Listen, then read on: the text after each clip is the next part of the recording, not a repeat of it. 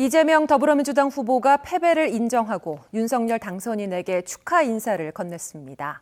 지지해준 국민에게는 자신의 부족함 탓이라며 사과했습니다. 민주당 지도부는 대선 패배에 책임을 지고 전원 사퇴했습니다. 김민주 기자입니다. 숨죽여 개표 방송을 지켜보던 새벽 2시 36분. 이재명 후보가 먼저 자택을 나섰습니다. 채 1%포인트도 안 되는 초접전이었지만 끝내 격차를 좁히지 못하자 패배를 인정한 겁니다. 당사에 도착한 이 후보는 윤석열 당선인에게 성공한 대통령이 되길 소망한다고 축하했습니다. 윤석열 후보님께 축하의 인사를 드립니다. 통합과 화합의 시대를 열어주실 것을 간곡히 부탁드립니다. 오후에 열린 선대위 해단식. 송영길 대표와 우상호 총괄선대본부장이 눈물을 참았습니다.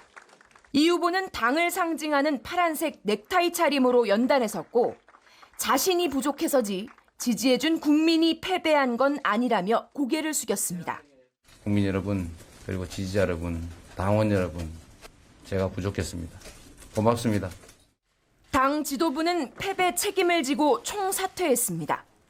당장 6월 지방선거도 앞둔 만큼 윤호중 원내대표를 위원장으로 하는 비대위 체제로 전환하기로 했습니다. 농부가 밭을 탓하지 않듯이 국민을 믿고 다시 시작합시다. 우리는 그렇게 이겨왔고 이겨나갈 것입니다.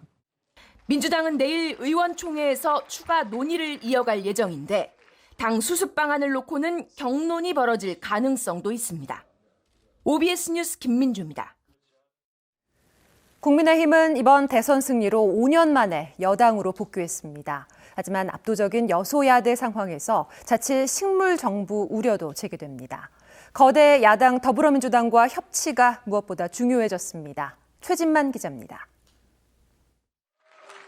윤석열 대통령 당선인을 배출한 국민의힘 앞길은 그리 순탄치만은 않습니다.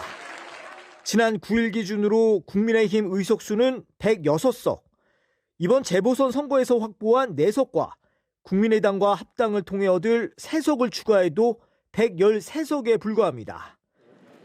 유례없는 극단적인 여소야대 상황으로 더불어민주당 도움 없이는 법안 하나 통과시킬 수 없습니다.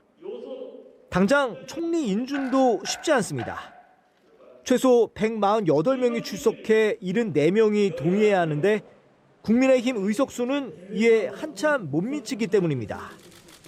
순탄한 국정 운영을 위해 협치는 선택이 아니라 필수가 됐습니다.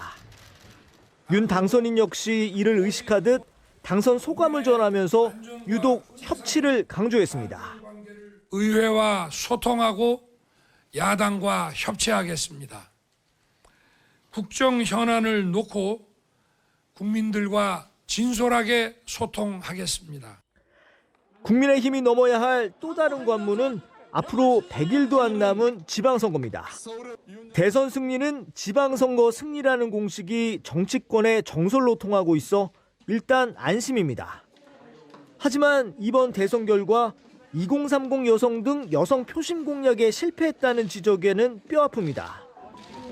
2030 남성 포섭에 치중한 이준석 당대표의 전략이 실패로 드러난 만큼 어떤 식으로든 이 대표에 대한 책임 추궁이 뒤따를 것으로 보입니다.